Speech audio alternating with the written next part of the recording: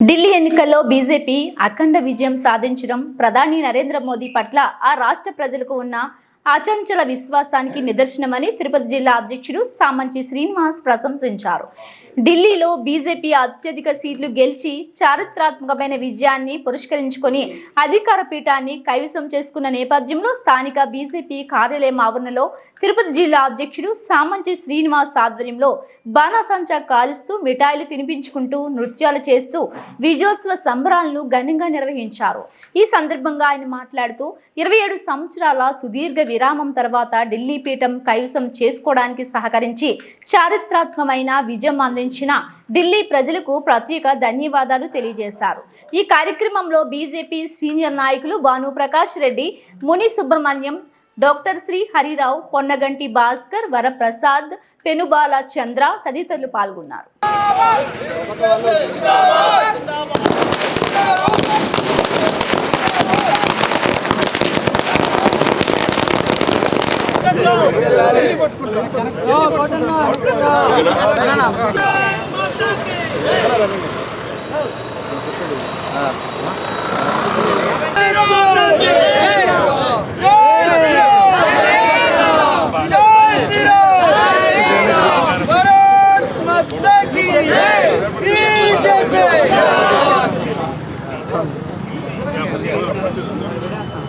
సంవత్సరాల తర్వాత ఇవాళ బీజేపీ కైవసం చేసుకోవడం జరిగింది.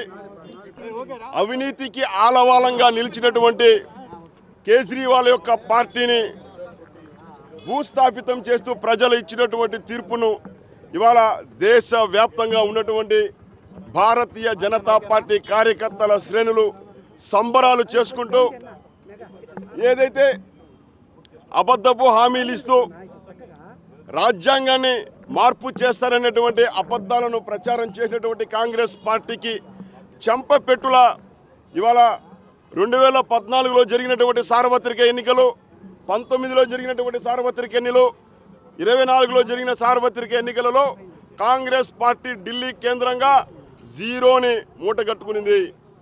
2015 అసెంబ్లీ ఎన్నికలు, 2020 అసెంబ్లీ ఎన్నికలు, 2025 అసెంబ్లీ ఎన్నికలలో అబద్ధాల కాంగ్రెస్ పార్టీ తిరిగి 0 మూట కట్టుకునింది. ఆంధ్రప్రదేశ్లో కూడా కాన్సిక్యూటివ్గా వరుసగా 2014లో 0, 2019లో 0, 2024లో 0. ఇవాళ నేను భారతీయ జనతా పార్టీ తిరుపతి జిల్లా అధ్యక్షుడిగా controller general of patents and trade marks వారిని నేను సిఫార్సు చేస్తున్నాను.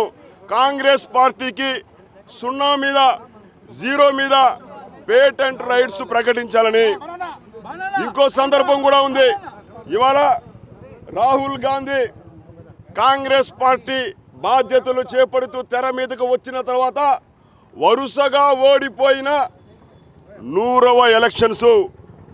ప్రపంచ చరిత్రలో ఎక్కడా కూడా ఒక పార్టీ నాయకత్వానికి తెర మీద వచ్చిన తర్వాత 100 ఎలక్షన్లు ఓడిపోయినటువంటి చరిత్ర మూట కట్టుకున్నారు రాహుల్ గాంధీ.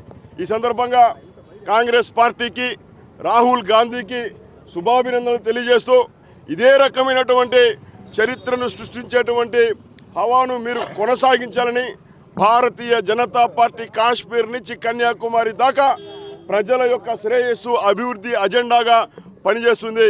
ప్రజల మధ్య చిచ్చు పెడుతూ సమాజాన్ని చీల్చుతూ కుట్రలు చేసేటువంటి మీ పార్టీకి కాలం చెల్లింది.